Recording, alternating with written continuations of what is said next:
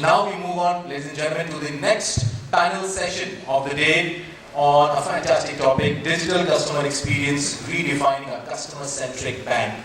And to talk on this, and before we go ahead and invite our honorable panel members and the esteemed champions of this particular subject, certain pointers of discussion.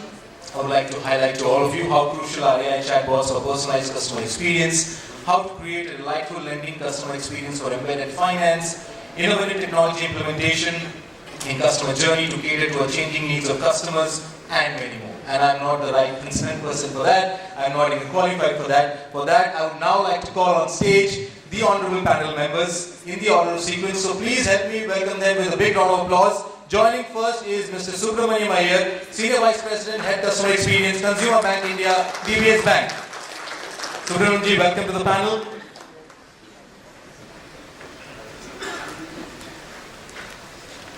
Joining him, we have our next panel member, Mr. Anand, Bhatia, CMO, Fino Payments Bank. A big round of applause to Anand ji.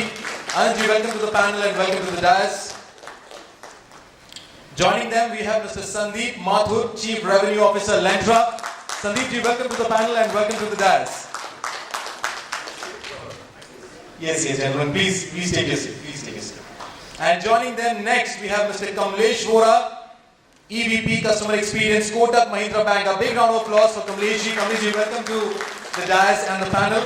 And now, I would like to call on stage the honorable panel moderator, Mr. Krishnamoorthy, Swaminathan, CEO, ESAF Small Finance Bank. Krishnamoorthy ji, welcome again. And this time, sir, you are the honorable moderator and the captain of the ship for a fantastic panel session of champions here. So, I wish you all a fantastic panel session ahead.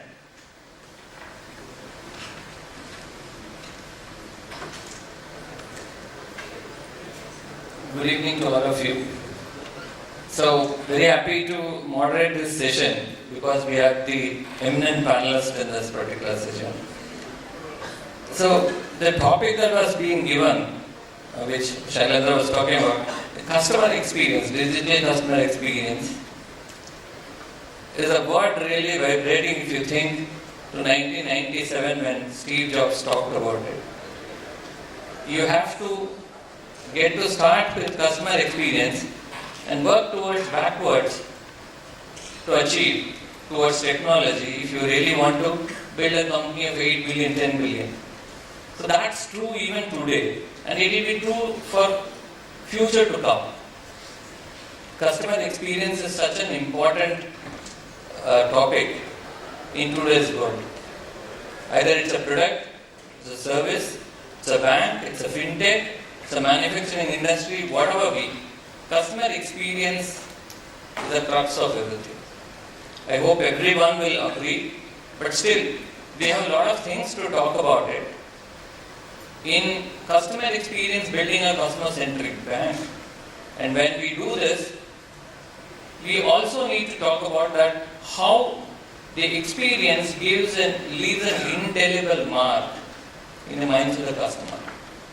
So it's not the product or the service that has really been so good. It is the experience he derives out of it. So with these few words, I would like to put the question to Kamlesh. Do you think that customer experience is far more important than the product or service itself?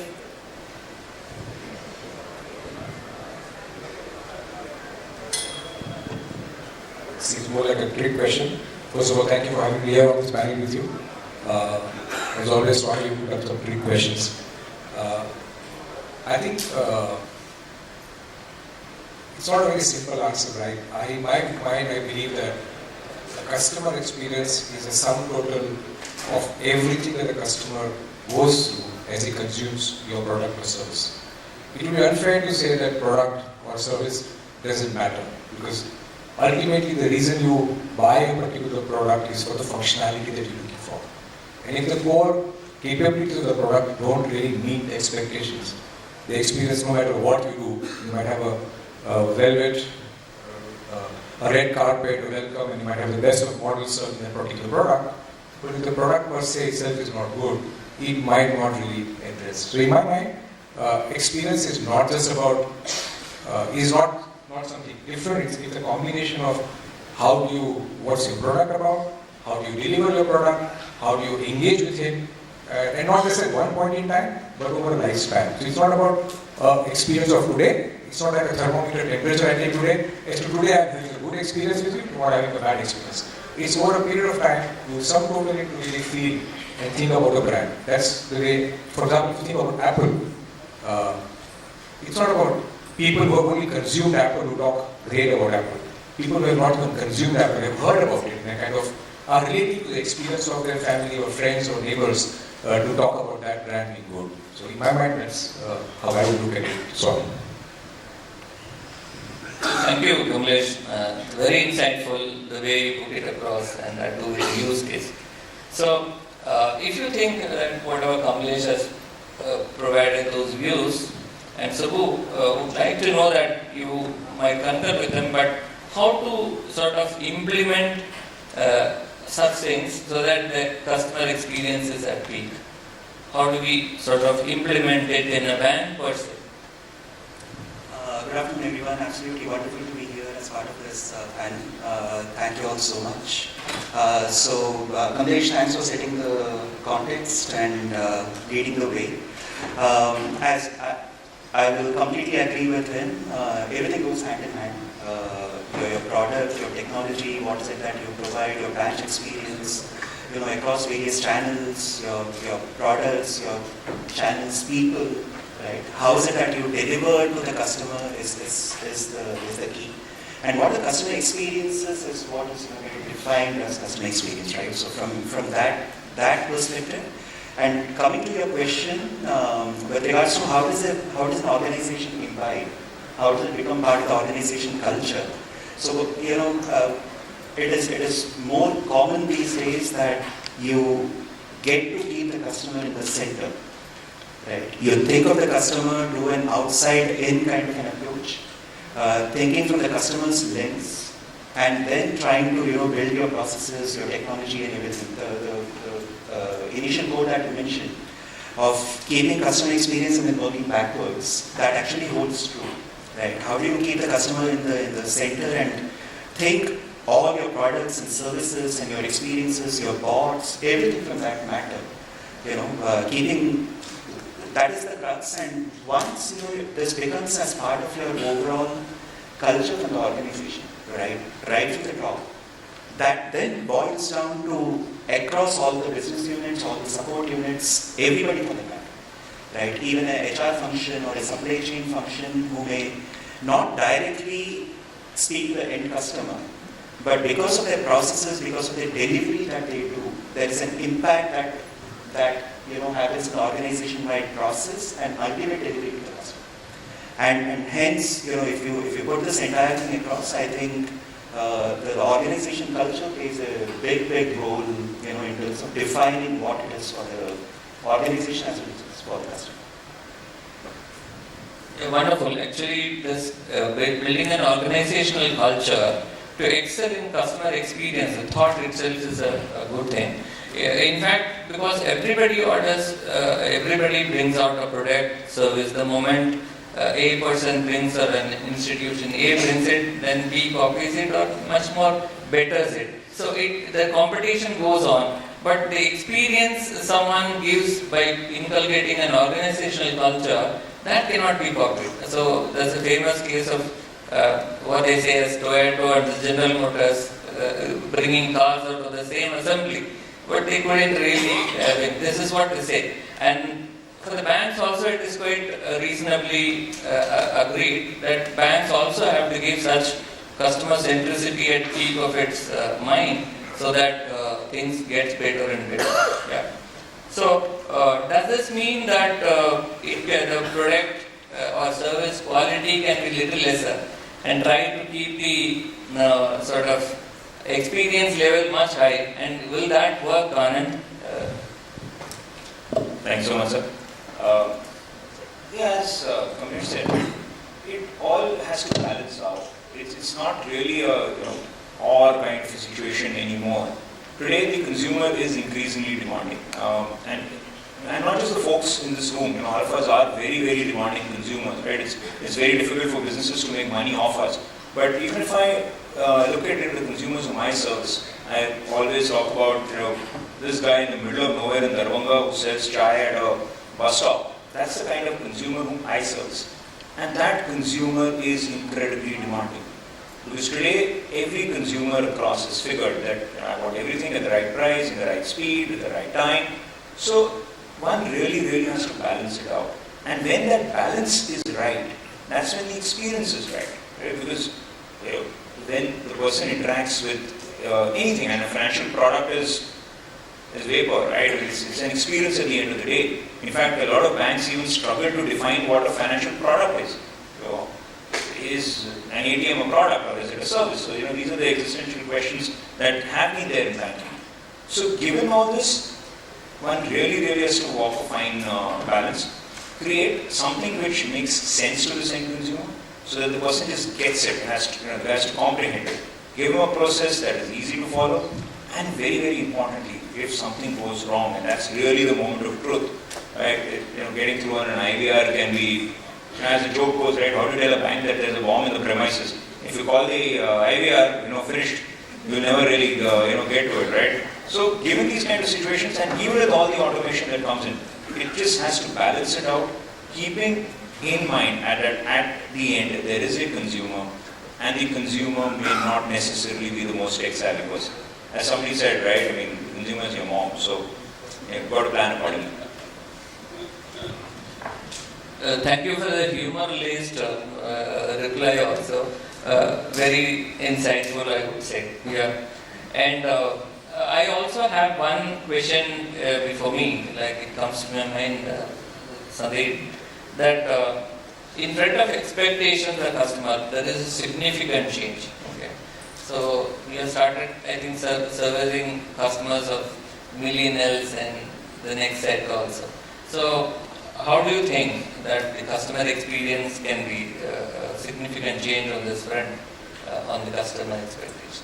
Yeah, so, first of all, I want to thank the organizers. I think the discussions here have been, extremely exciting. And also, I think there is a pulse and an energy and a vibe that I feel that, that there is this transformation underway. The transformation has been underway for a while, but on the customer experience side, there's been a major transformation. Consumer is your mom, consumer is also your kid, consumer is also your millennial, right? It's your dad, it's whoever it want to be. So for companies or banks, financial institutions, that's a real challenge. And the difference is that I think when you look at the millennials, they don't want to wait.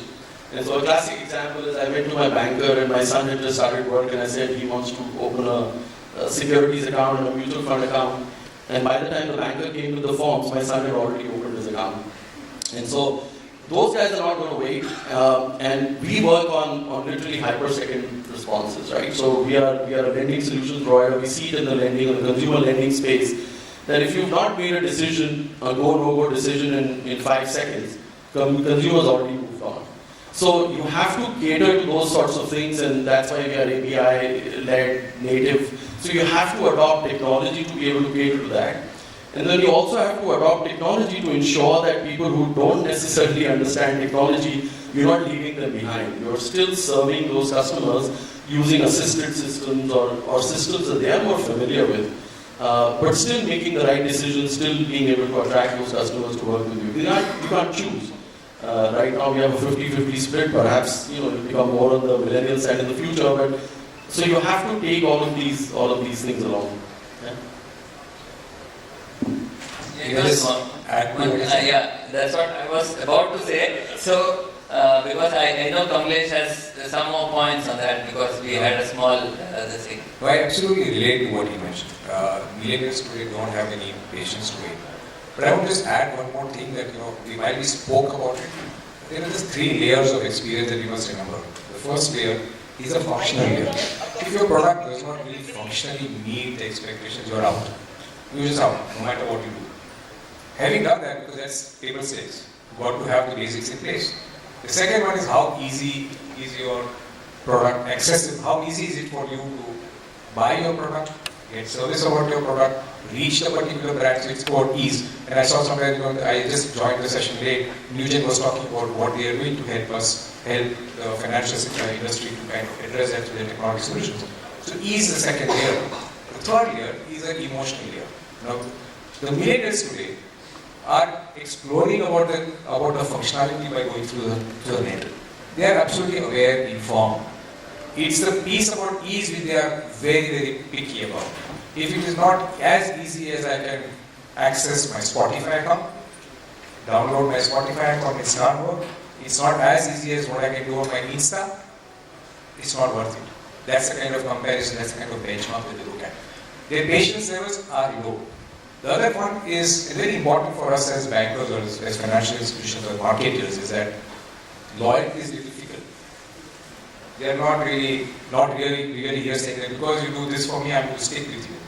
Loyalty is about how did I really experience you. Unless you really get onto the third layer, which is the layer which really connects the bond, which is an emotional connect.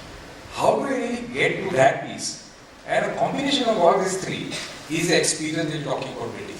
Look, technology, in my mind, and this is my individual view, is incidental. You can bring the best of technology. But if you're not able to orchestrate these three together, you can't deliver the kind of experience that you want. And to do all of it together is a culture that he was talking about. That kind of brings the innovation in the firm, the will to really serve the customer, the empathy that you talk about, which would mean that I understand, we do KYC, but you really know your customer. And that's in my mind, that's the heart of what can really make the difference. I would say very valid points, and in fact, the interplay or orchestration of that three layers is really going to, and the two added with that Ajinomoto, which is said of the culture, is really going to give the food a good flavor. Okay, that's a fantastic. And Subbu, we are in the age of voice bots and chat bots, V-bots, C-bots, and all the stuff. So, and do you think that this will enhance the customer experience, or is really going to say it's more mechanical and automated and things like that may not be preferred, or how is going to really affect customer experience? To answer that question, I'll just take a step back and share probably our own experience as to how we went about it. In 2016, we were the first ones to bring in digital banking in India. Our predominant thing was why do we need a branch, right? Because it's all digital, and that's how we went ahead with launch of services. Having said that, the avatar of 2016 versus the avatar of 2022. Right? There is a sea change, right? You continue to develop, you continue to hear to customers, you get valuable insights, go back and incorporate it as part of the overall journey, as part of your overall build, right? And in a digital space, obviously the bots play a huge role. And very, very clear example, no shame in kind of accepting the fact. When you go ahead and try and build it to begin with, the bot tends to work well when it is a 0 or a 1 kind of an answer, right? A very clear product-related answers is what the bot does beautifully well. The moment it gets into an interactive kind of a question, that's when the bot fails. And it is so very important to ensure that, and we heard from our fellow panelists, we have customers across various segments. Right? And how do you stay relevant to each and every customer?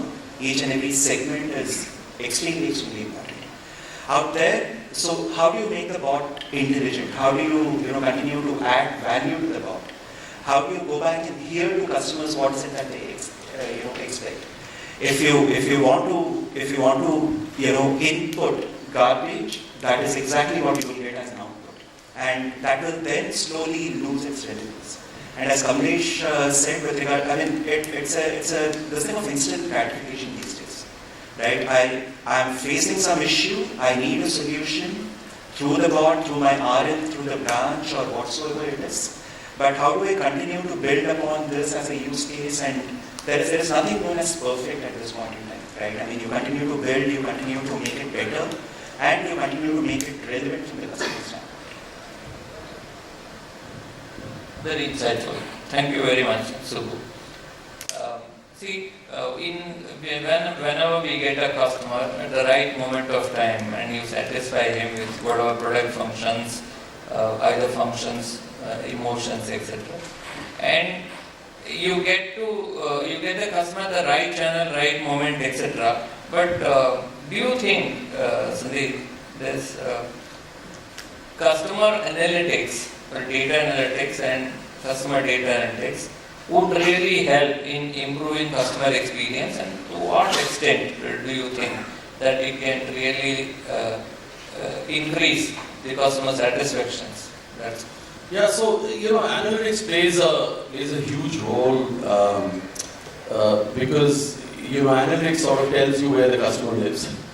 In our segment, again, sort of reflecting back on the lending side, on the asset side, there are lots of new to credit customers, and how do you sort of analyze that this person is eligible for a loan? So using various data sources which are outside of the remit of if a person has not sort of taken a loan before, again, is a function of analytics, right? So you have to find pseudo parameters to figure out if the eligibility criteria.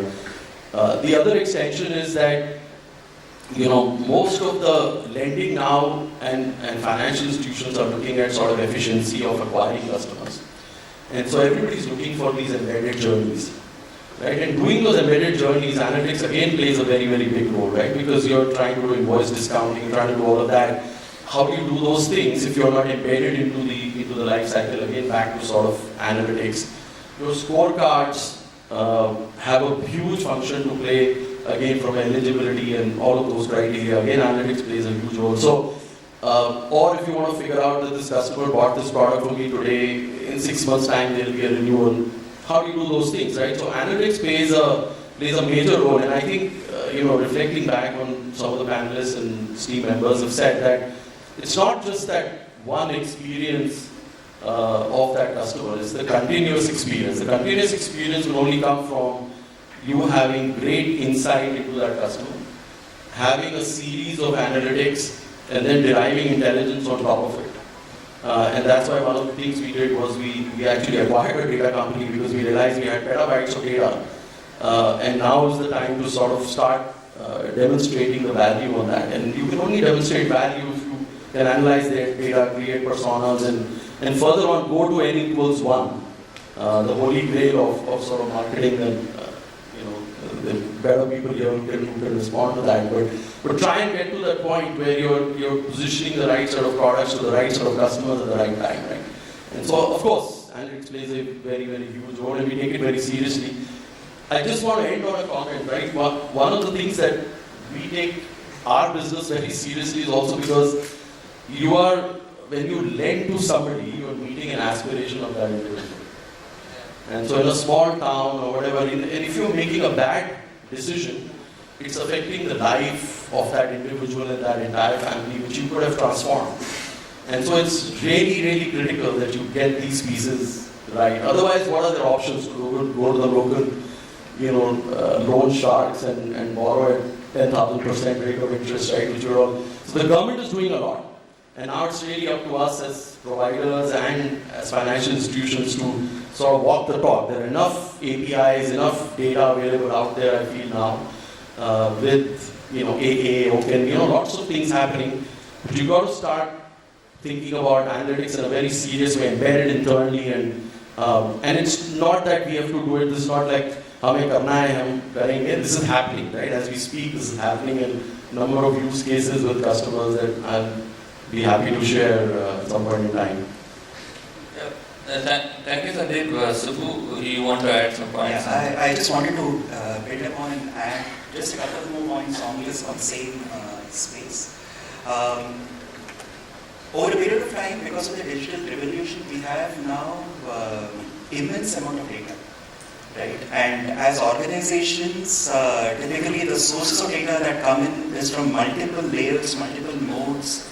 And how do you make intelligent use of it, is the name of the game. As I said, I brought up the point of relevance earlier. So, for example, a Swami walks in, what is the preference of Swami? right? And how do I deliver it on the digital space, on the physical space, irrespective of the medium? How do I go back and deliver is something that you continue to learn as an organization. And that is the intelligence that data can play. Once you integrate the entire piece together, at the customer, the personalization that we talk about, at a customer level, you are able to bring that personalization in. Saying, Swami prefers to be called or spoken to during the weekend, from so time. How do you go back and capture it as part of your organization, and how do you bring that? And that is what the delight is, right? Yeah, you're true. Hospitality industry basically, they understand that what temperature you prefer in your room and things like that. Banking also we will try to adjust to such levels. Actually started to happen that way, not about temperature.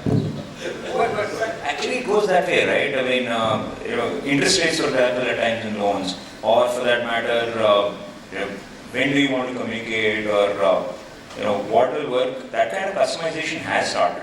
But I'll kind of add to a point on that. While we have tons and tons of data, and there is this whole, let's look at, and a lot of people say that, we're using 774 variables and we're figuring out something. The reality of life is that eventually you'll see that, and that's very important from a data perspective, to figure out those 2 or 3 things that really matter at the end of the day. I think a big part of data science increasingly is being able to narrow down to that. These are the 2 things, kind of figuring out what's white noise and what is really relevant. Otherwise, so who said, right? I mean, we will get drowned in data. There's just enough and more, and if you don't crack the whole causality versus correlation debate, then you're off for some very, very hilarious kind of personalization that might happen. Yeah, thank you very much, Anand. Thanks for that. And a smooth ride to a picturesque place is really a memory, right?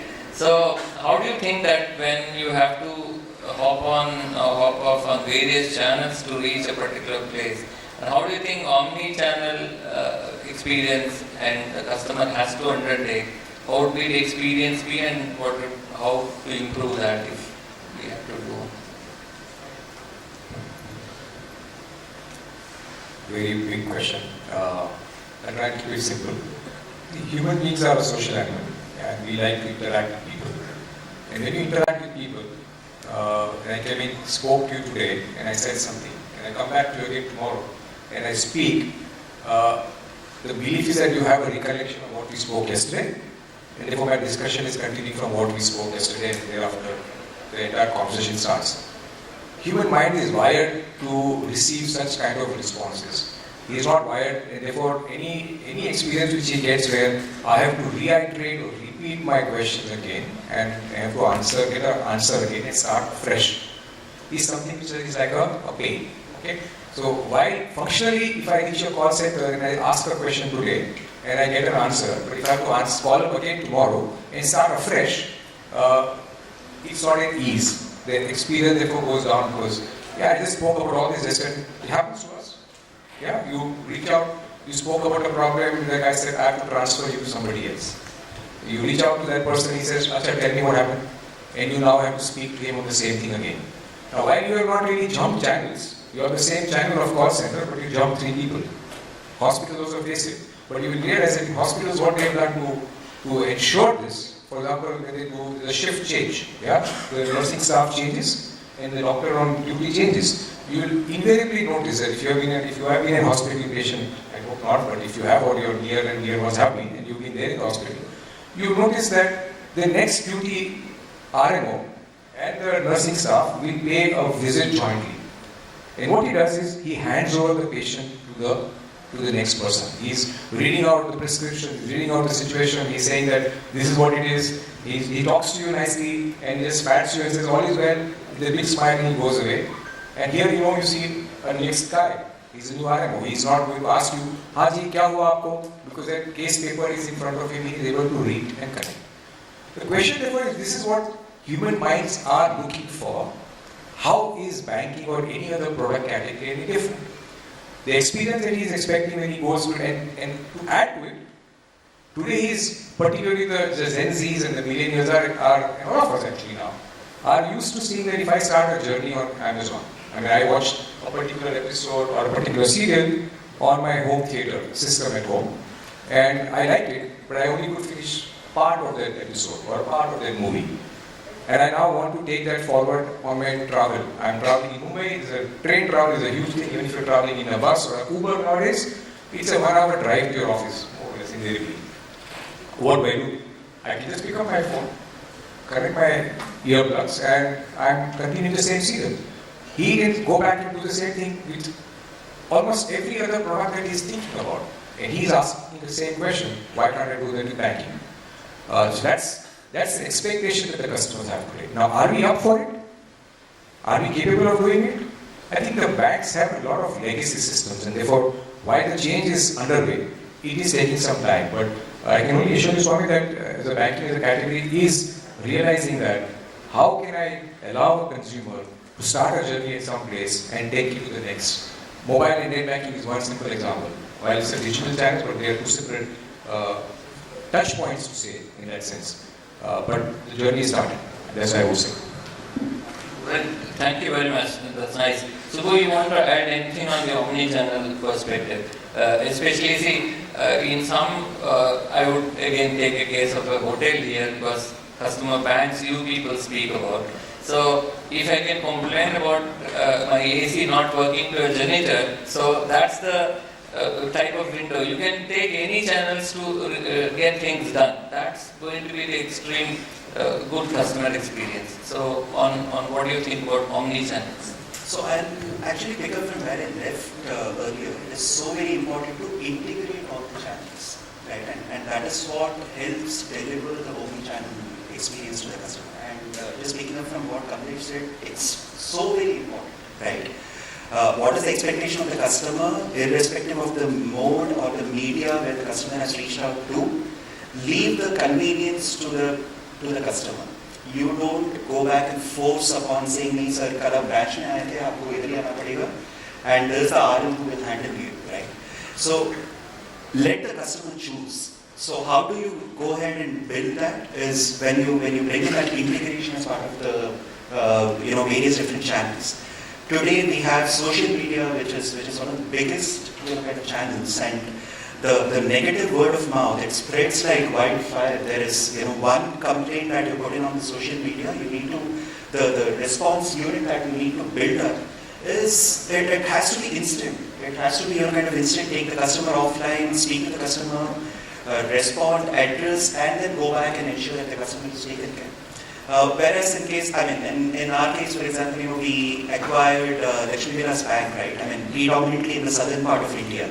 And a 94-95-year-old legacy which they have, and families and businesses they have been banking since the last 3 or 4 generations together. So from their standpoint, if you look at it, you can't force upon a digital solution to those set of customers, right? They prefer walking into a branch, sitting across the table, having a cup of coffee, and getting their work done. So across the channels, be it your contact center, your written communication, your social media channel, your bot, right? For example, in our case, it is about 75-76% of our overall interactions gets handled through the bot. Only the balance, about 24%, gets done through your voice, your written communications, and so on and so forth. And hence, the integrated approach is something that is so very important. And how do you go ahead and deliver that? Is again, it comes back to organization culture where you bring in a horizontal organization kind of an approach. Earlier, customer service or customer experience was the ownership of only one particular unit. Where you complaint aaya, usko resolve karo and get done with it. It's no longer that these days. It is, and hence the concept of the horizontal organization, the technology partner, the partner, the operations team who works in the back end, but it ensures that they go ahead and deliver it for the customer. How do you bring that integrated approach is something which is the key to the success, and you continue to build upon that. There is nothing that you have arrived and it is a perfect world. No, you continuously need to look at ways and means of improving, and that's how you deliver optimum experience. Great. Those are great points, I would say. So I have a question for Anand. Anand, this digital customer experience we talk about.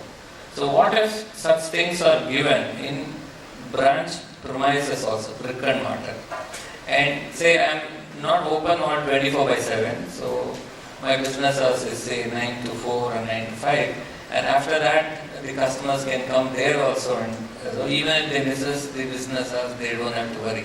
So how do you think that providing such services in brick and mortar would really help? So we are in the days of DBUs, right?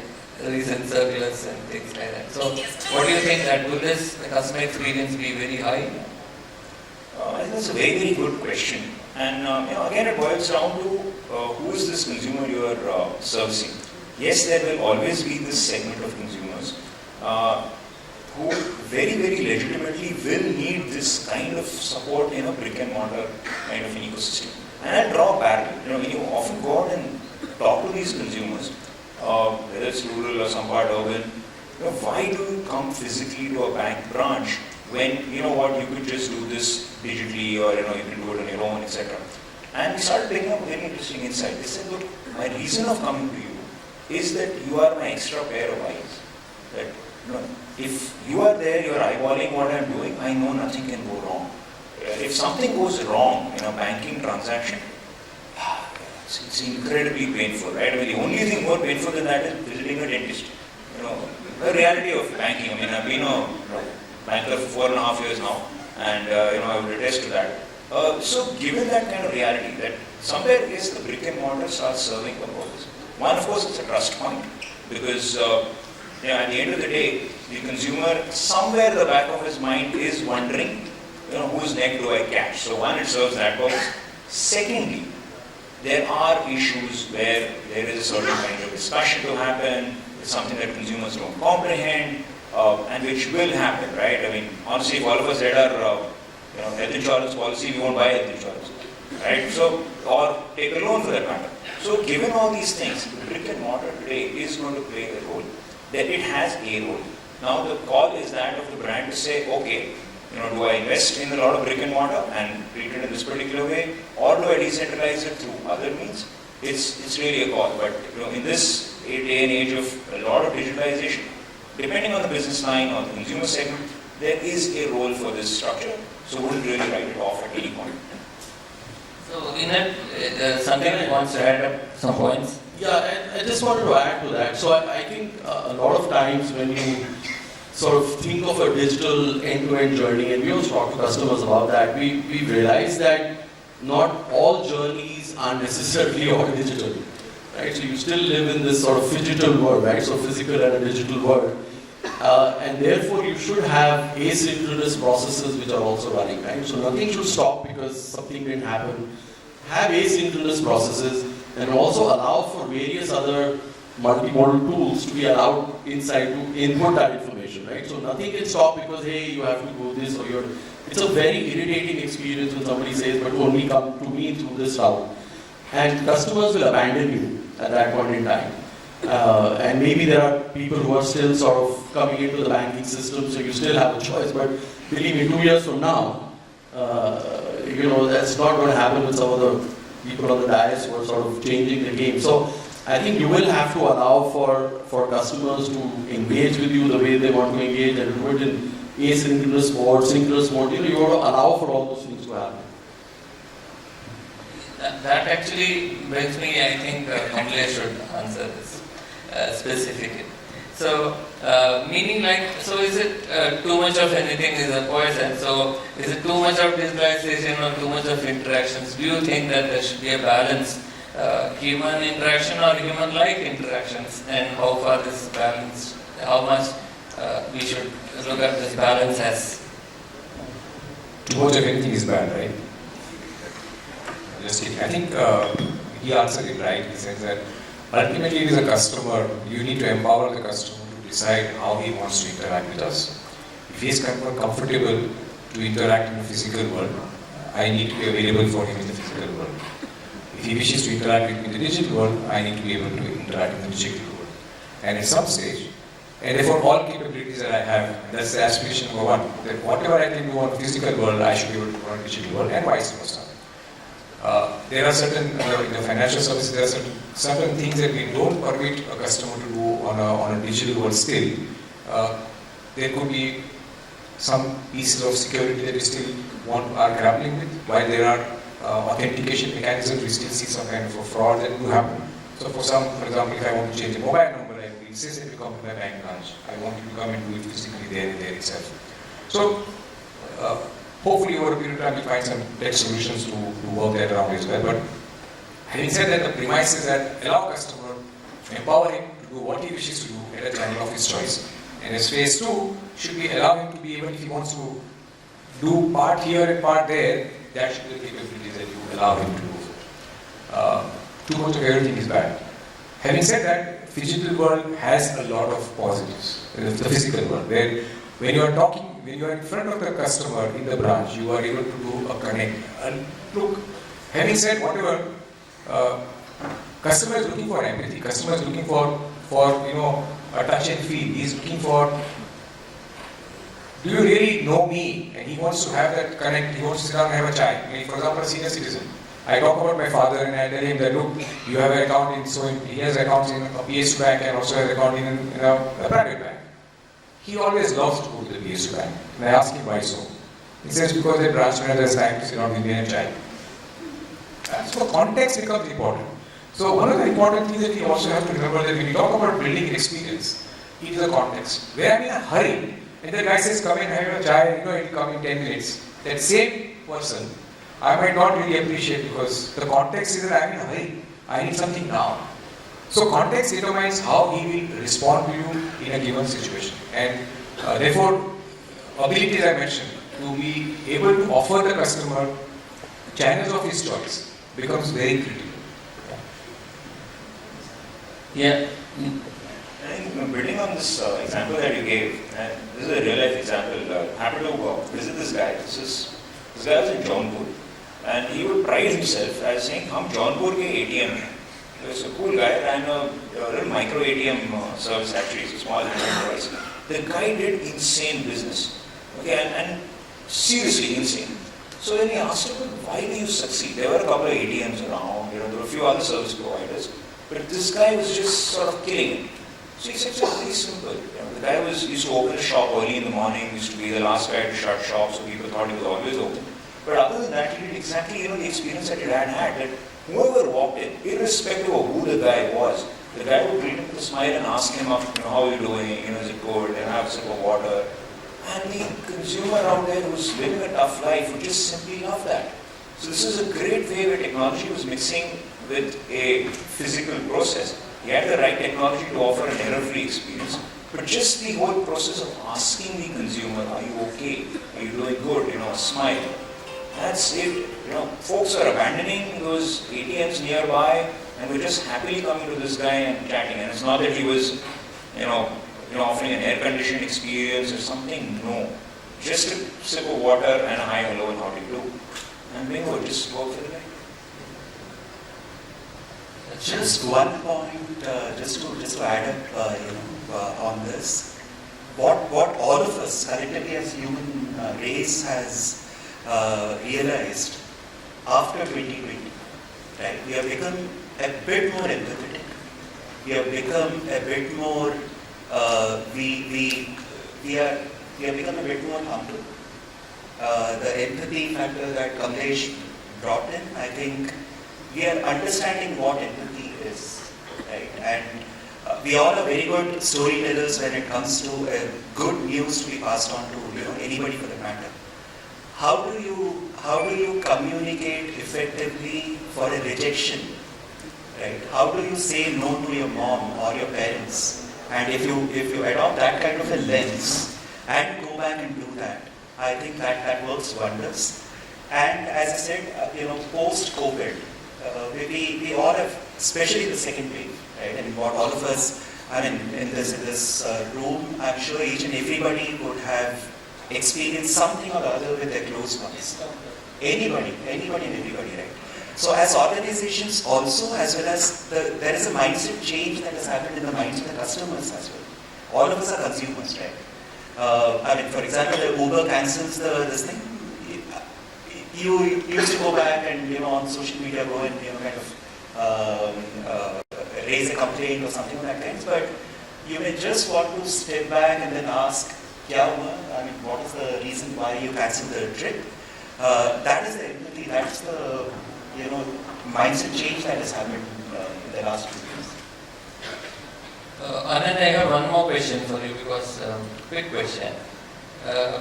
Feedback mechanisms, grievance redressal mechanisms, these are all few things which we all see day to day basis. So do you think that these things enhances customer experience when you have ears to listen to him and there is a mechanism when he can appreciate? What is your views on that? And Kamlesh can also add. No, so feedback literally is the breakfast of champions, as they say, right? Whether it is hardcore analytics, where you want to figure out next best products, next offer, when should I do, what should I do? Again, their feedback in terms of where did he click, what did he do, etc. is important. So that drives optimization. Even hence in any physical experience or whether it's a bot or whatever the case may be, that listening is so critical. And the good part today is that there is technology. So you don't need that much of manpower all the time to keep on listening. The machines do a reasonably good job if you have trained the machine well to kind of figure out what is really being said, and then you automate a process. So that feedback coming in, I guess, is really critical. And the good part is that consumers today are realizing that and are very happy to give you tons and tons of feedback. So because they also somewhere start figuring out that that's how brands improve.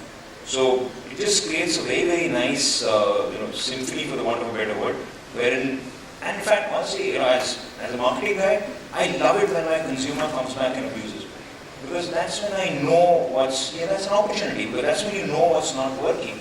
And in fact, when a lot of folks, and I heard, like Twitter, people come and abuse brands on Twitter. For me, I missed going back to my CEO and I said, look, sir, the guy, again, that proverbial guy in Darbhanga selling chai is coming on Twitter and abusing us. Let's celebrate the fact. Of course, solve the problem. That's primary. Right? When he keeps abusing, there's a problem. But at least the guy is coming onto a mode which is generally not something that you would expect, or for that matter, with the person on a chat board or something like that coming in. I think it's just great news for brands, and it just really drives experience and product management in a big way.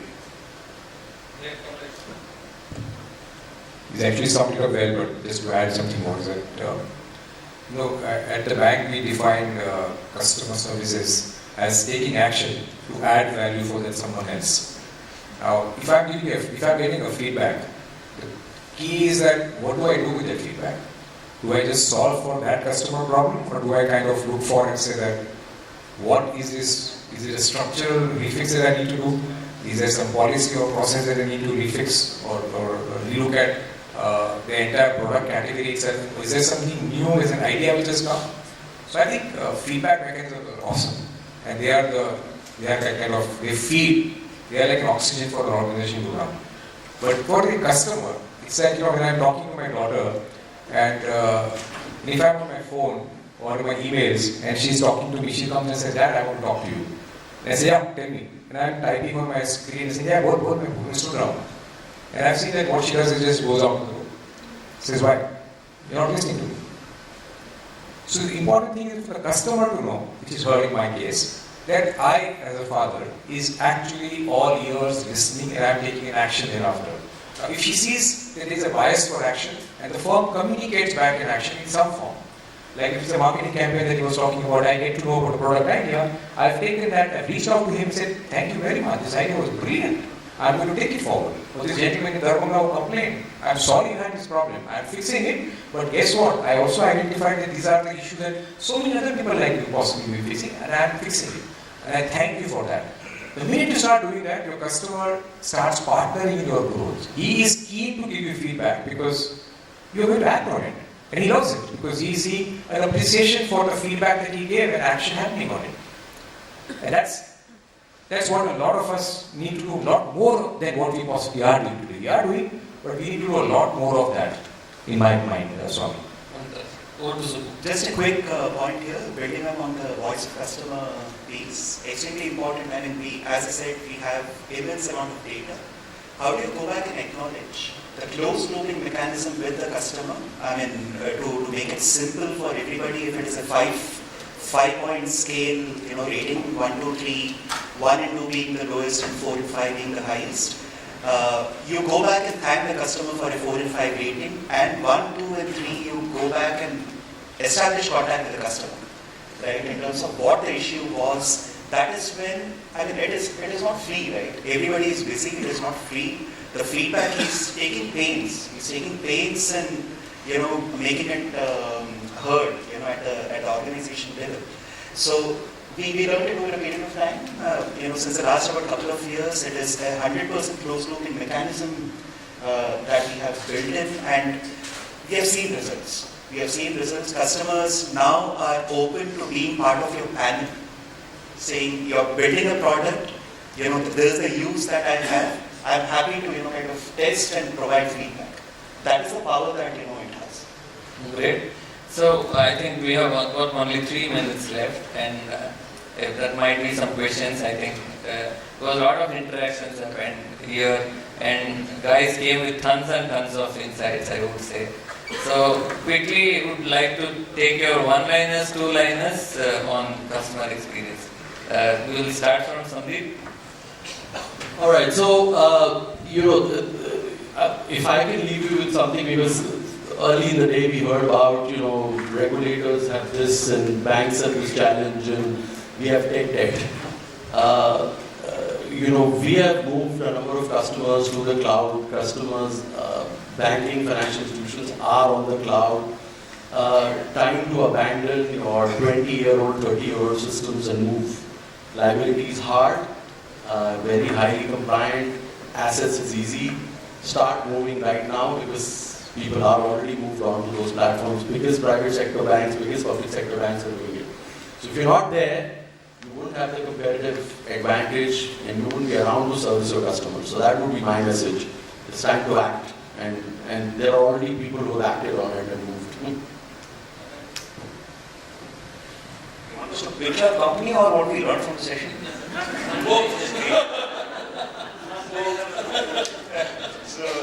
Time is 2 minutes, let's keep the time. Honestly, it's not. I guess in industries which are insanely commoditized, ultimately it's going to be the story that you tell, the experience that you leave back the consumer with. Because people, when they buy products, they don't buy the product, they buy what it does for them. And that's where a lot of focus on creating the right experience, which is obviously going to be backed by the right product, pricing, delivery, sales. The whole, demand comes with it. But if you're not going to be able to create that, at the end of the day, then you just are forgotten because the next guy will come in with something, and the next guy will come in with something. So it's an investment which is really worth making in that sense. I would just say there's 3 questions for me they were asked, that I would keep asking. I ask myself every day, and I've learned all of us to ask, what am I doing to make my customers feel confident about my brand, about the service that I offer, about the product that I offer? So what do I do to make my customers feel confident? How am I making my customers feel valued in terms of whatever action that I do, interactions that I do with him? How do I make him feel valued? How secure does he feel as he interacts with me or uses my brand or product? Because if I talk and take care of his being confident, he being feeling valued, and he feeling that secure, such a customer is going to be happy with you. And such a happy customer is going to talk about you, your brand, to many other family and friends, and get you more customers. He's going to be your brand ambassador. So, though we are shooting time, I would like to... Yeah, just a 30-second. All of us in this audience, we have heard about it and we know what it is. A quick message would be, I think, collectively all of us in our own spaces, wherever we work, wherever we operate, I think can be the drivers of change to bring in customer experience into the organization and work for our customers.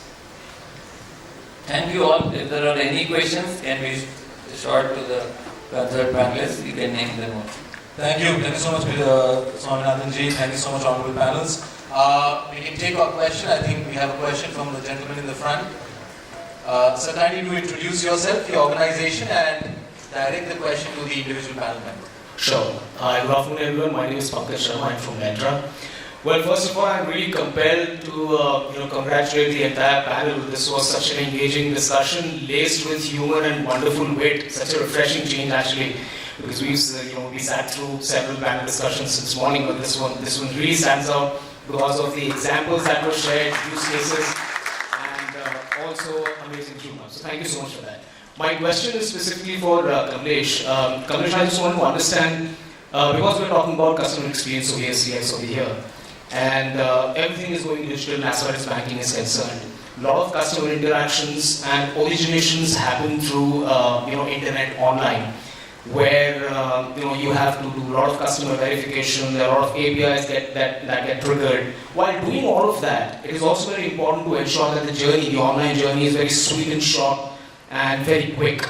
How do we maintain that fine balance between a good customer experience and also ensuring that it's fully compliant, everything is taken care of, banking being such a highly regulated segment? So, do you think that CX gets a bit sacrificed when it comes to, online experience, specifically in banking? Thank you. Great question. Great question. It's a myth, and a lot of us fall with that myth that either I can give you compliance or I can give you experience. Experience doesn't mean that I expose a customer to risks, to possible challenges that you might face. So to me, the way I would just sum up the simple answer is that these are both two sides of the same coin. The challenge is in terms of finding the right balance of how do you manage it. And that's something that we all continue to endeavor to do it.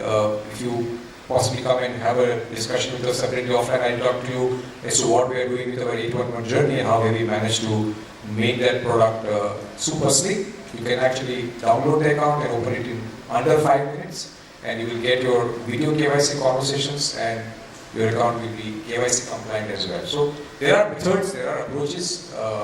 I'm sure many of us as a panelist have also figured out those answers. But it's a fine balance, and the only thing that I want to leave you with is they are not different. They are two sides of the same coin. Thank you, Kamlesh. We can take one final question if you have from the audience.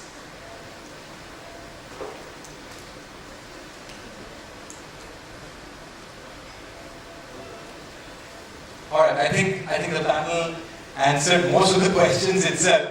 But I'm sure, I think the honorable panel members are here. So any further questions, you can always take it offline. I think as Kamlesh ji said, they are more than happy to answer any questions. Now, ladies and gentlemen, a big round of applause for this fantastic panel session today. Mr. Subramanyam Iyer from DBS Bank, Mr. Anand Bhatia from Fino Payments Bank, Mr. Sandeep Mathur from Lentra, Mr. Kamlesh Vora from Kotak Mahindra Bank, and Krishnamoorthy Swaminathan, our moderator from ESAF Small Finance Bank. Now, before I formally, ask the panel members to and bid adieu to this fantastic panel, I would like to call on stage Mr. Rohit Kaul, Director Enterprise Sales Banking from skit.ai, to kindly do the honors of facilitating this wonderful panel. Rohit, welcome.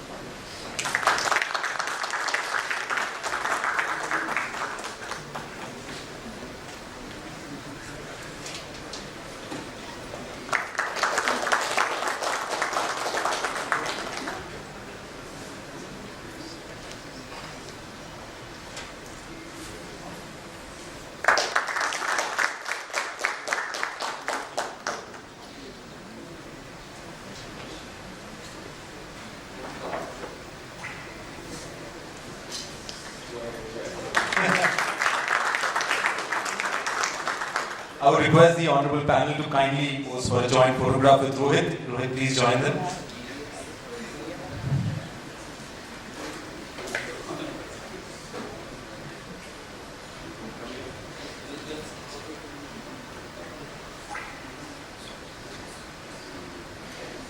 A big round of applause, ladies and gentlemen, again for this wonderful panel here.